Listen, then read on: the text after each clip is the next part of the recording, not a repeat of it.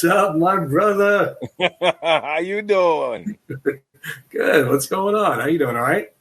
I got batteries. That clock is so awesome. Look at that. I had to put batteries. I'm like, oh, I gotta get batteries. I have batteries. It looks great.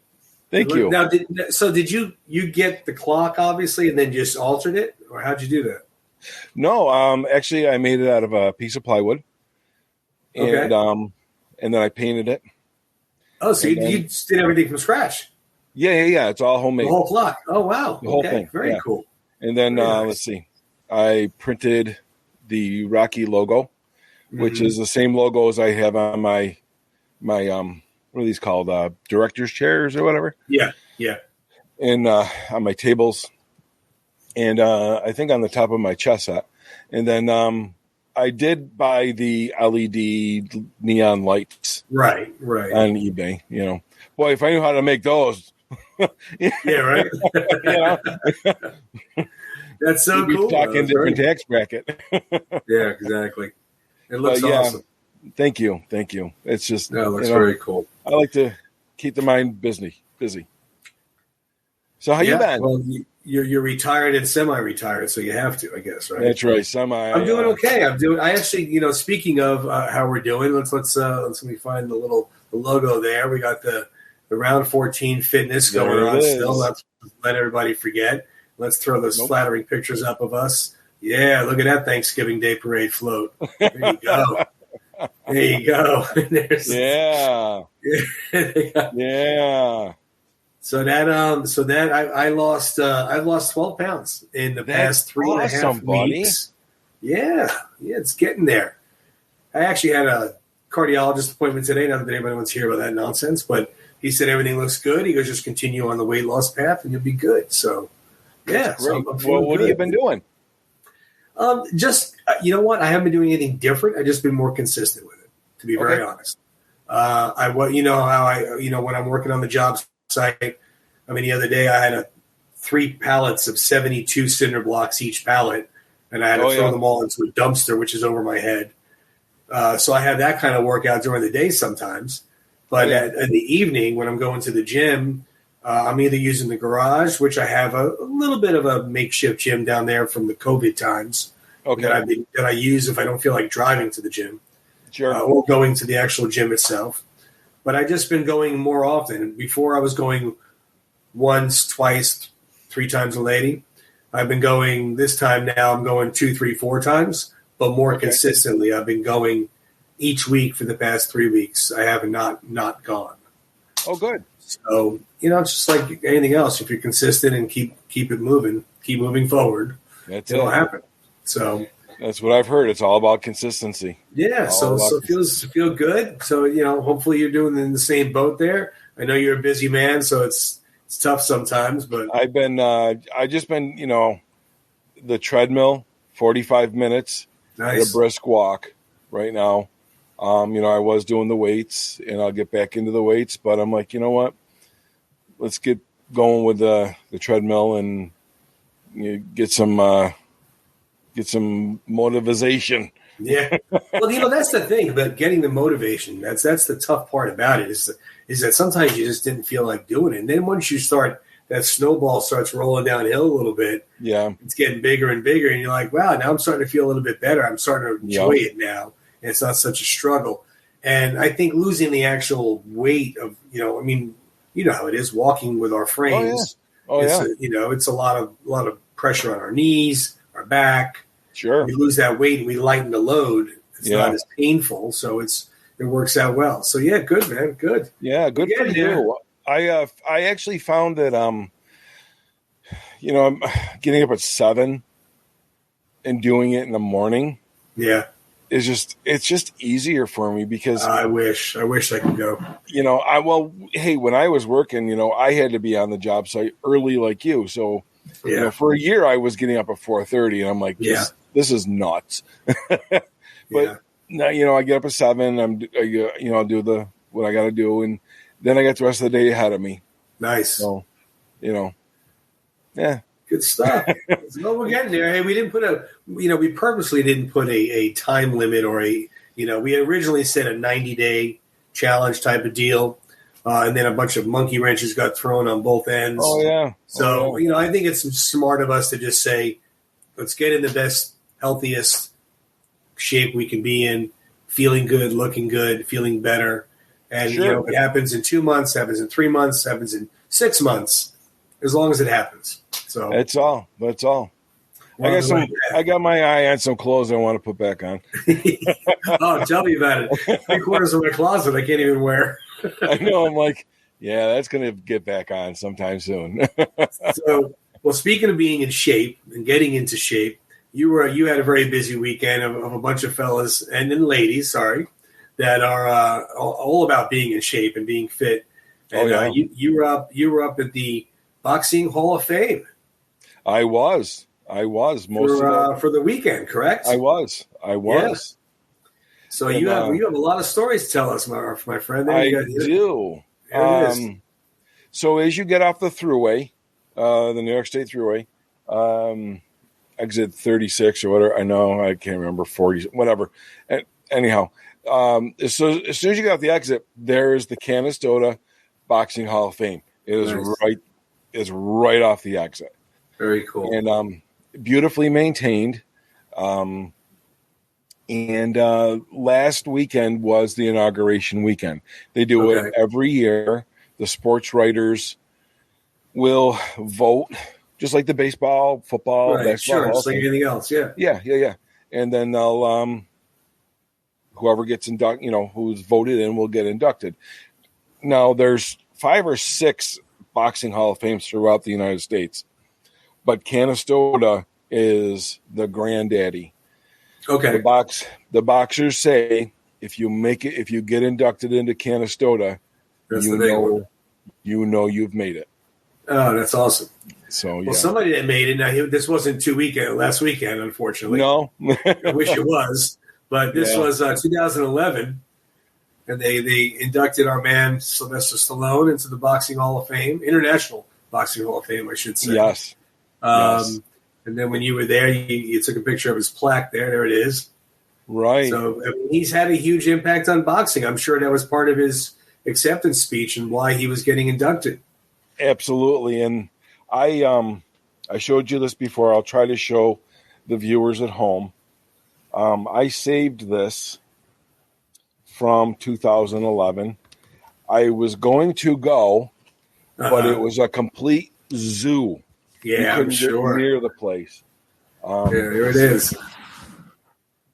Here it is. That's when this was in 2011. Yeah, this was in our paper, and Stallone was here.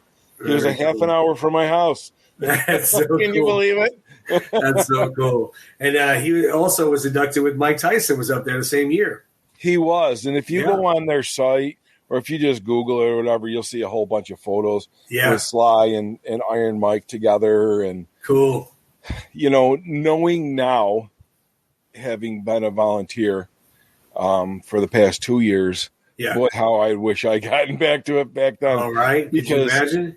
We are elbow to elbow with these boxers, these celebrities. Right. I mean, I spend the day with these people. Very cool. Not all of them. Some of them are, I want to say they have their entourage or, the more that's really bad English.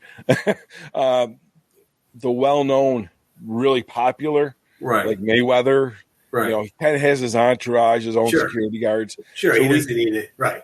Yeah, I mean, we're there to provide security. I do security. Yeah. We're there to provide. But, I mean, let's face it.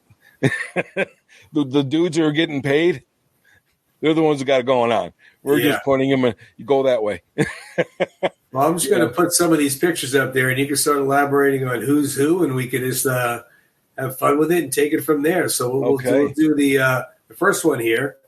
Okay, this is I would love to say my good friend Kenny Bayless, but he's not a good friend. But I'm going to tell you something right now.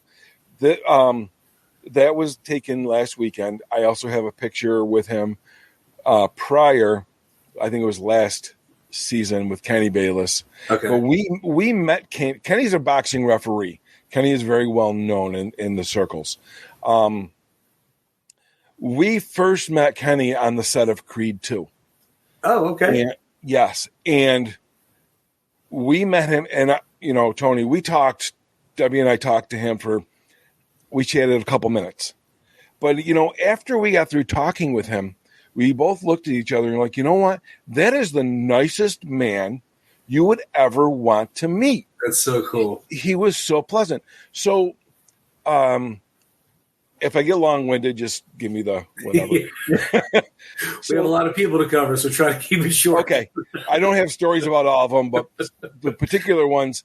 So Thursday I was working security, and we were at the Turning Stone Casino, which is just up the road because we had that smoke problem. I don't know if you heard about it. Yeah. Okay. So they moved it up there. Well, I'm working security. I'm in the main area, and Kenny comes down and he sits down right next to where I'm standing. So I'm just, we're being cool, trying to give him a space. There was a break in the action, and I just kind of leaned over. I said, Mr. Bayless, blah, blah, blah, Creed 2. I met you. We thought you were just the most personable person in the world. You were so nice. And Tony, he grabbed me, and he basically sat me down next to him, and he talked to me for 45 minutes. He was telling me all about the stuff, the ins and the outs and the behind the scenes with Creed 2 and his wife. Oh, my God. What is the word? It just made our impression of him that much more rock solid. Sure. Just the nicest person. He was going, and he was getting he's like me. We're getting animated, and we're talking about the green and the green screens and all anyway.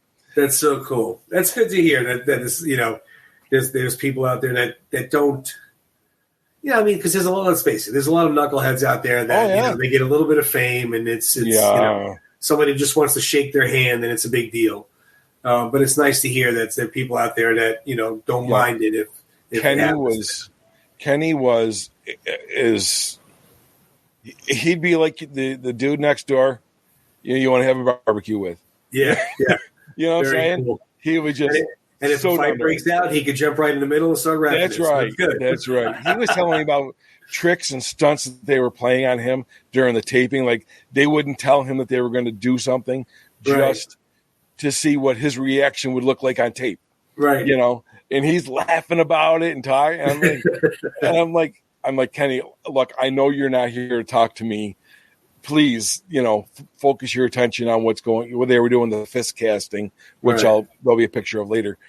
And he was like, no. He goes, I don't get to talk about that this much with people who are on set. Sure. So it was really cool. Well, you might as well jump into that next one. Speaking of the fist cast, you got that right there. There you go. That is. I'm assuming it is exactly what it sounds like. It's a cast of your fist. Yes.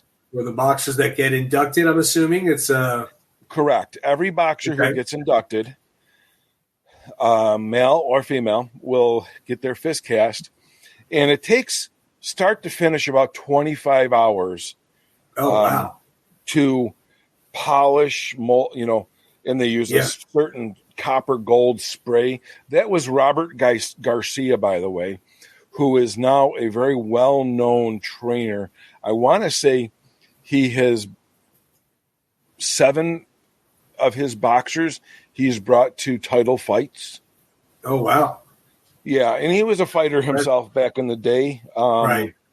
He was a featherweight. He was 37-3 inducted this year. Geez. That's nothing to sneeze at. Nice. And again, I'm with these guys on and off. So nice. And Thursday was Friday was a Q&A. So any of the boxers who were being inducted, they came into the auditorium and they would tell their story, and audience members could stand up and ask questions. And Robert Garcia was just so eloquent. He was just very knowledgeable. His story is very inspirational. Very inspirational. Very cool. Yeah. Speaking of inspirational, this young lady had a movie made about her. Oh well, it wasn't made about her, but she was definitely in it. If you ever true. saw, That's true. I yes, misspoke. You're right. If you ever saw $1 Million Baby Uh-huh. with Clint Eastwood Yep. and Morgan Freeman and Hilary Swank, couple of good actors there. yeah, you might have heard of them. They can hold their own. Yeah, they've been around for a little while. She played. Her name is Lucia Riker, and she played the part of the Blue Bear in $1 Million Baby, who was the one who fought against Hilary Swank's character, and she was the one who sucker punched her and sent her into the chair in her corner. Which, disclaimer, old movie, broke her neck. Yeah. So, Very you know what? I'm going to tell you something. I talked with Lucia for a few minutes, and because I met her on Friday, and then I saw her again on Saturday. And I was talking to her, and I said, you know what? I said, I went home that night and we watched the movie. I said, man, did you put on a performance? I said, I hated you in that movie.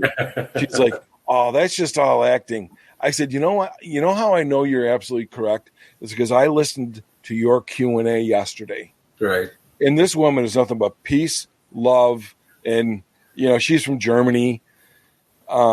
She doesn't have like a mean bone in her body, it seems like. Yeah. Well, she was, correct me if I'm wrong, she was dubbed like the most dangerous woman in the world or something. Yes. Along those lines back then. So. Yeah, she was very good boxer. I want to say she was, let's see. I did write notes because there were so many of them. Yeah, well, that's a lot of information to keep in there. So it's. Yeah. The Blue Bear, 17-0, 14 KOs, inducted in 20 this year, and the IWBA boxing world champion. Wow. So impressive resume right there. To look at her but to talk to her, you would think and she's our age. She was born in 1967.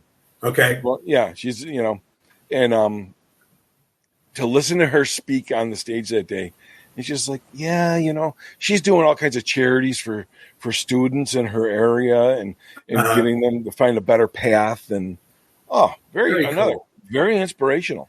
Very inspirational. Cool. So let's see. We have a couple. Well, this must be like obviously in the Hall of Fame. They have some displays. Yes. You got Smoking Joe Frazier. If you look below Joe, you'll see a fist. Yeah, you see it right there. Right by Smoking Joe, who is my favorite boxer of all time, by the way. That is the fist cast that will be done.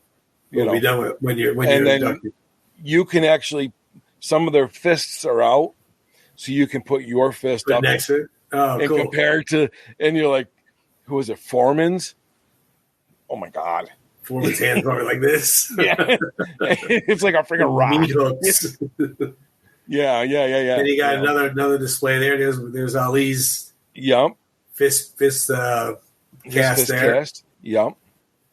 Very cool. And that's again right inside the museum, which is it's beautiful in there. They've done a beautiful job. They got a lot of artifacts and stuff. Sure. You go back and you can see,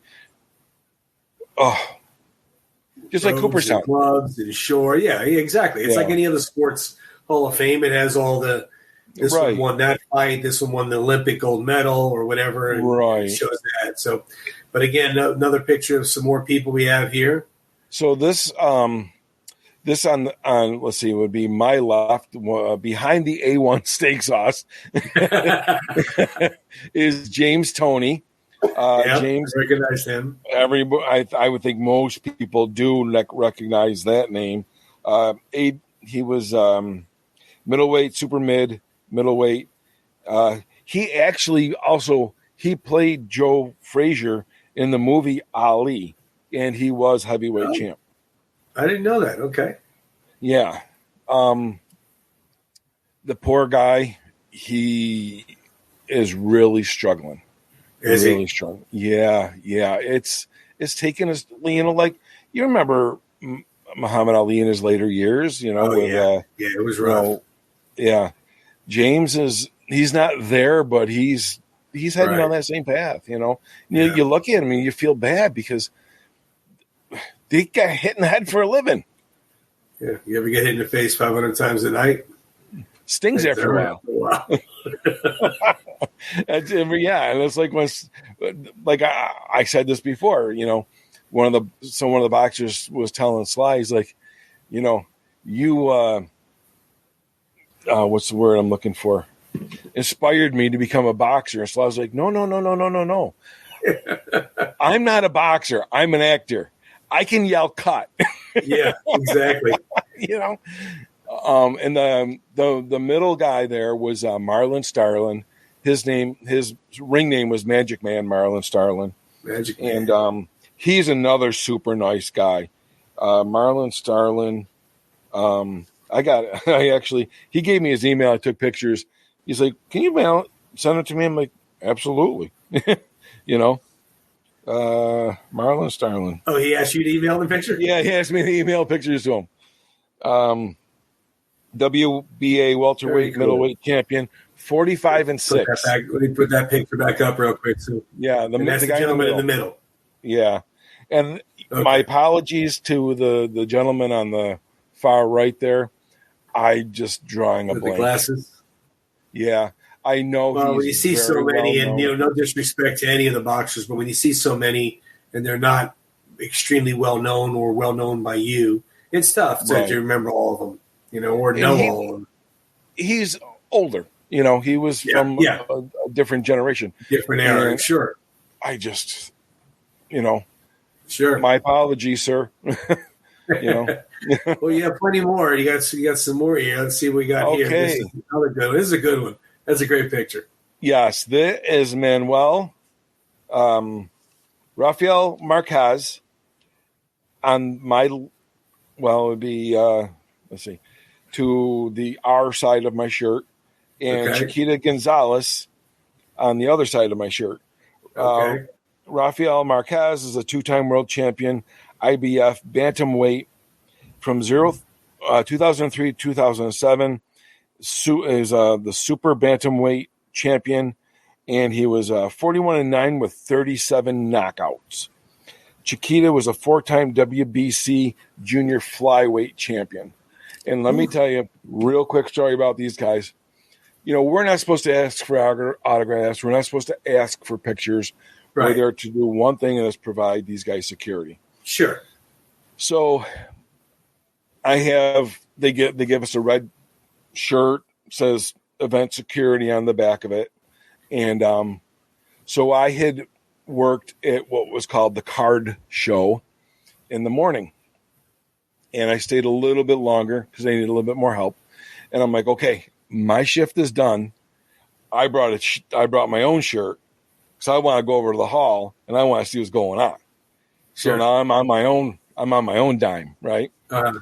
So I go over there, and I'm going into over next to the hall. They have another building which houses the original boxing ring from Madison Square Garden. Oh, wow. Where Ali, and I think it was Ali and Frazier fought on. Oh, cool. I'm about 90% sure. It's gorgeous. It's amazing. So I go in there and I'm like looking for a hat to buy or a t-shirt or something. I come out and one of the security team sees me and they're like, Rick, we need you right now. I'm like, but I don't have we don't care.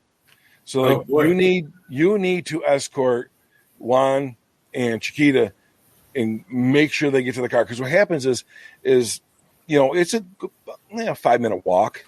Yeah. And people will swarm. Oh, sure. They come flying out of the woodwork. Yeah. Yeah. I mean, they're like parachuting in. Out of the bushes, So my job is just to keep them back. Look, right.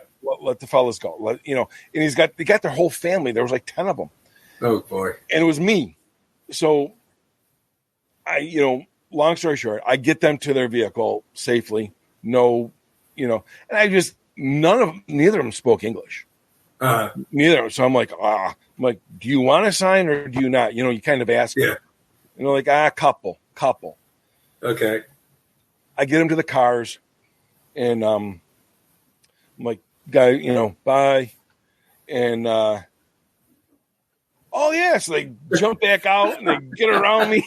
And that's when they did that. I'm like, I did not expect that. The international symbol for camera. There you go. Yeah, right. I wanted to ask their permission to take their picture in the vehicle. Right. That's all I wanted to do. Right. They did. They figured they thought with you. So that's nice, though. Good. And they jumped right back out of the vehicle after I loaded them all in. And, I'm like, oh my God, they were, the universal language. So cool. That's cool, though. They were great. So people. now they have the inductions. They have the the Q&A, and obviously there's little shops or a shop for merchandise, whatever.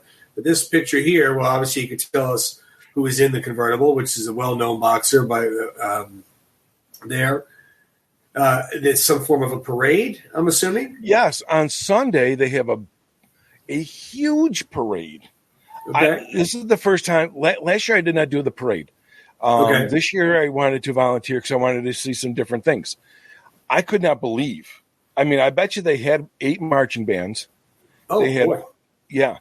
They had all the, the boxers in either Jeeps or convertibles or whatever. Right. And in this picture is Mickey Ward and Dickie Eklund.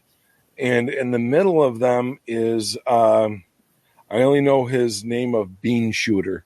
I don't know. Yeah, that's what he told me. There you go. Mickey and Dickie, you can see their life story in the movie called The Fighter. Yep, Christian Bale. Mark Wahlberg. Yes, which is very, it's a great movie. Yeah, great movie. Very enlightening. Very enlightening. Yeah. And they definitely had their issues as a family and individually as well. It was it's a tough movie to watch a little bit. So but they made good for themselves. So good for them. They did. I did not. I probably stood and talked with Dickie Eklund for about 10, 15 minutes. Strange conversation, after the life he's had, Yeah. He would kind of come in and out. Mickey was very busy. I was hoping to try to get them to come on the podcast sometime, but Dickie couldn't grasp the concept of it, and I didn't want to push too hard. Sure, no, I don't blame you. So, unfortunately, that didn't work out this time. All right. But, maybe next year. Yeah, next year I'll approach Kenny Bayless and Kenny. It seems like Kenny might be more than happy to come on. So I'm thinking so. I think Kenny would be. Yeah. By the way you're describing him and how nice he is and everything and what he's got, I think so. Might have to try to cross that bridge. Yeah, because this young lady here is another picture you have with somebody. Who's this young lady here? This is Alicia Ashley. She has a very interesting story. Okay. Oh, sorry, I hit my. Now, is she a boxer? Because I don't know the young lady. She is a boxer. Okay. She was 37-12. Ooh. She was inducted this year. Super bantamweight champ. She is the oldest champion to ever be titled a champion, men or women. Wow. Even older than Foreman. Foreman. Now that's not even, that's impressive. Sure. This is even more impressive. I spoke with her for quite some time. She didn't start fighting until she was 31 years old. Oh my goodness. And the only reason she took up fighting was because she was doing kickboxing, and she took up boxing so she could get up her hand speed. Okay. For kickboxing. Yeah. Well, one thing led to another. Yeah. She became the champ. That's amazing. Can you believe it? Can you? I mean, it'd be like, you or me. I was like, yeah, I'm going to go downstairs, hit the speed bag for a while, whatever. Just to get my hands fast. Yeah, The next thing you know, you're the champ. Wow.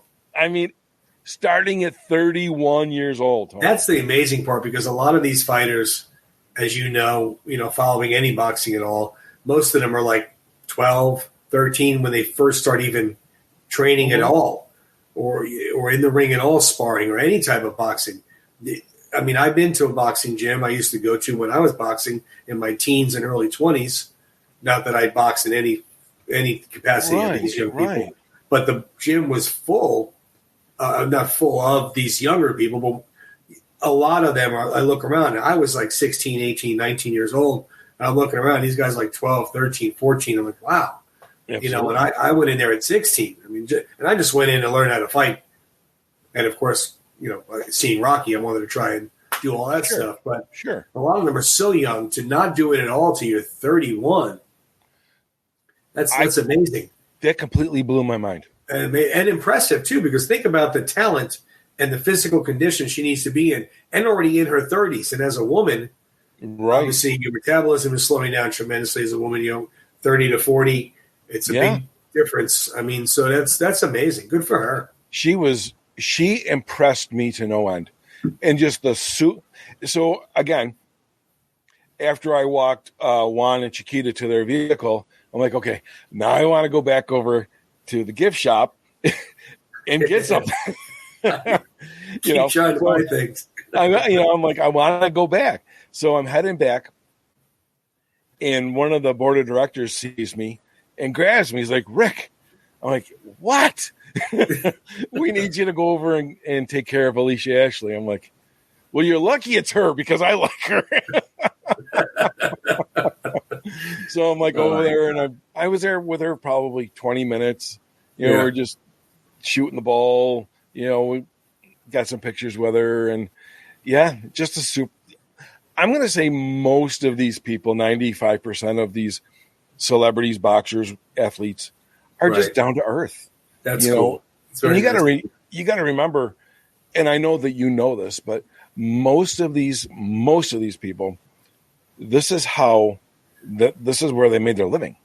This is how they got out of the streets. Yeah, for the most part. This is the only way they knew. Yeah. Which is even more impressive, because it was either that or it could have been drugs or whatever. It could have been drugs, could have been jail, it could have been dead. There's a lot of avenues that are not good that they could have done. You're right. Because we're not saying anything to be any type of derogatory way, but you're right. The majority of people that get into boxing are from the streets, from lower income. Inner cities, absolutely inner cities, single parents. I mean, they usually do not come from the best of backgrounds. Usually, right. And you're right. I mean, their only way out is that. Yeah. And even if they do it moderately, they don't have to become Mike Tyson and be champ of the world. They could be, adequate at what they do. Couple title, lightweight fights. Maybe become a trainer like that other gentleman did. Right. And start training people, but it got them out of that situation that they were in to be a better life for themselves. And nothing but respect. Nothing but respect for these people. Well, the last picture we have here, I don't know who this gentleman is here. You told me earlier, but I forgot. And I'm not sure who that is there, but there's somebody announcing, I'm assuming, a Q&A. Oh, okay. So that is Tim Bradley Jr., inducted this last year. He is the light welterweight champion, 37-2. He that was at the induction ceremony last year. Okay. That last year was called the Trilogy. Because of the COVID years, there was no induction ceremony. So they had a class. They had a 3-year class going in, and they had names like Mayweather, right? Lou DiBella. I mean, there was. I'm drawing heavy hitters. Yeah, there were some heavy hitters. Mayweather. Do you happen to know the word I'm looking for, like the rules behind it? I mean, I know like if you're a baseball player, you have to be not playing for 10 years, or is there any rules behind that? I can't speak to that with certainty. I'm not quite sure. Because I'm assuming, I heard you say Mayweather, and Mayweather's technically retired. Yeah. Even though he's doing some of these crazier fights right now. But I didn't know how it worked, if they had to be retired from boxing for so long, or... I do believe so. I'm not quite sure of the time, that they had to be out. But, that trilogy that year, last year, there was the panel took up the full entire stage. Now, this year there was 5 inductees. It was a lot calmer. Last year was a zoo, was a freaking zoo, with all these heavy hitters, as you say. People are climbing over you, and I wish I could remember, Mayweather, he had a 5-car entourage. Oh, I believe it. Yeah. And his bodyguards are 15 times the size of him. Yeah, absolutely. Tony, you and I are bigger than a lot of these people. Yeah. Well, when they're featherweights and again, they could wipe the floor up with us, but it's like, looking at them, when they're 110 pounds, 114 pounds, 125 pounds, it's 100, 130 pounds less than we are. And it's muscle. Yeah. Oh, and lightning speed. Yeah. Lightning. Yes. I can only imagine. Yeah. But, there was one more picture. I don't know. It was the one when I was in my red shirt with the my Jeep in the background. Oh, I don't have it up here. I'm sorry. I do not. No, let me see. No, I don't. I was the last one I had on the plate there. If you tell us about it, I could try to still dig for it while you're telling the story. So the gentleman in the photo I'm with his name is Junior Jones. Junior Jones was a 4 or 5 time. He was a 5-time WBO super bantamweight, IBO featherweight, super featherweight, and one of the nicest men you'll never understand. You'll never understand? Never. I have a hell of a time, but he is so funny. He's from Brooklyn, or he lives in Brooklyn with his wife Barbara. So last year, I left the card show, a trading show. They have posters and boxing memorabilia and all. They got a lot of really cool stuff, right? So I left the card show and I was on my way home, and just before I got on the throughway, one of the CEOs or whatever calls me. Rick, are you heading home? I'm like, yeah. I got to go home, take a shower. I got to put on my monkey suit and get back up to the casino because I'm doing the induction ceremony. He's like, can you drop Junior and Barbara While Jones you're telling off? this story, I did come across the picture, so let me throw this picture. Yes, there we go. Junior Jones. That man, he is, yep, unbelievable. So I'm like, yeah, I can drop him. So you had to go take a shower real quick, and so I'm like, yeah, I can drop him off. I said, the problem is I got my Jeep. I drive a 98 Jeep Wrangler with a 5-speed, I'm like, how the hell am I going to get them in there? They're like, we need to get them to their hotel so they can get changed. I'm like, if they don't mind, I don't mind.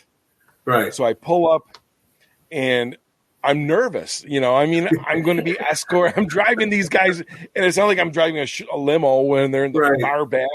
They're sitting right, So Junior's trying to get in the back seat, and I'm struggling with just to get the passenger seat up, right? And I'm like, oh my God, of all days, why today? So Junior starts to climb in. I just give him a shot. He falls in the backseat. He's laughing his ass off. His wife Barbara's laughing. She gets in the Jeep. Now I got the big 33s on the so you can't even hear each other talk. You can see them right there. Yeah, right. So we're going down the thruway. Now that's 65 miles an hour downhill. Right. Top speed. Oh my God. So it's a very quiet ride as far as conversation. Sure. You'd be yelling at each other. Yeah. So I get into the hotel and I get Barbara out. I get Junior out of the back seat, and we're laughing. And I'm like, all right, guys, I'll be back. I said, I'll grab the other car, Deb's car. Right. And, which is newer. So, it'll be a lot, have air conditioning. It'll be nice, Yeah. And they're like, well, do you want to get a picture? I'm like, well, I'm not supposed to ask. They're like, we're asking you. We want pictures with you because we're talking about this for a long time. So flash forward to this past weekend. I'm Junior. We're at the church where the boxers are getting ready to get on the bus to go back to the Turning Stone for another ceremony on Sunday after the parade.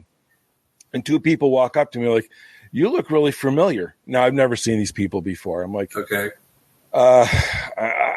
I'm sorry. I don't know. They're like, I don't, whatever. And then they're like, oh, yeah, we're with Junior Jones. I'm like, oh, my God. I said, is he not a character? I mean, because he is. He's like out of control. They're like, that's where we know you're the one who drove Junior Barbara last year. We saw the pictures. We heard all he showed the pictures.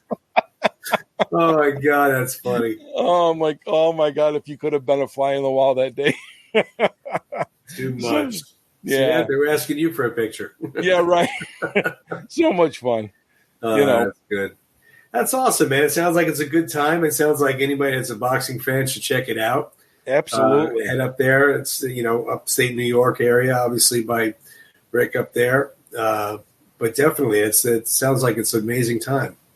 Yeah. Especially during induction weekend. Oh, yeah. It's to get through the Hall of Fame, you might be an hour. It's not like Cooperstown. Right. It's small. It's probably the size of a ranch house. Okay. And then, like I said, there is a separate building that houses the ring and the merchandise. Right. Which has got other souvenir or stuff like memorabilia and stuff. Thank you. Right. Stuff that Ali has donated, Larry Holmes. Right. Oh, by the way, we watched that George Foreman movie, Big George Foreman. Any good? So good. Really? So good. I'll have to check it out. Very good. Yeah. I'll have to check it out. Very good. And I heard you saw something too. Yeah, we saw The Flash on yesterday on Father's Day, and it was entertaining. It was fun. It's fun to watch. We could. I don't want to go over anything, obviously, because it just came out, so there's spoilers if I'm to say anything. Right. But maybe a few weeks down the road we could talk about it, some more DC movies or something. But it was definitely entertaining, and it was worth seeing. It was fun. Good. I definitely do want to catch that. But the Big George Foreman movie, I got to check that out because I saw that come out, and I know we had discussed doing a boxing movie episode, so I might have to go watch that and polish up on The Fighter, The $1 Million Baby, and a couple of the others out there. Yeah, we can do that as well. Southpaw. Southpaw was very good. George Foreman movie. It was definitely worth a watch. And I know we were young. We might have been 7 or 8 when Foreman fought Ali. It sounds about right, give or take. There was a bit of that in there. Sounds about right. Like we talked about before. I mean, I remember watching the Ali fights on ABC Wide World of Sports. Yeah. It was for free.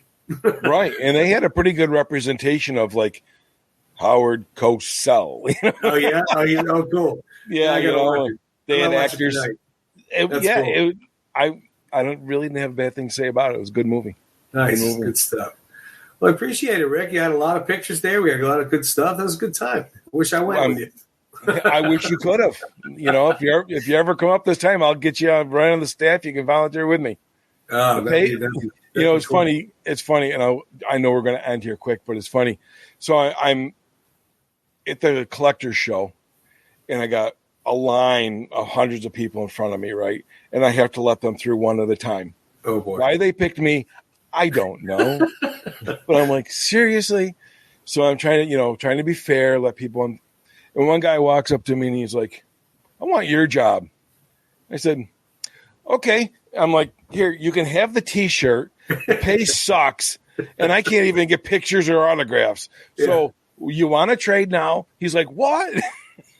I know. They automatically think you could do everything. And I mean, let's face it, a lot of times you can, as you just showed us, you can get pictures here and there, but it's not like people think it is. Where you could just have a lot of access to them. So you got to be professional. But they're thinking we're getting paid, and they're like, dude, I'm here volunteering to do this. Exactly. You want to give me any guff? Go ahead.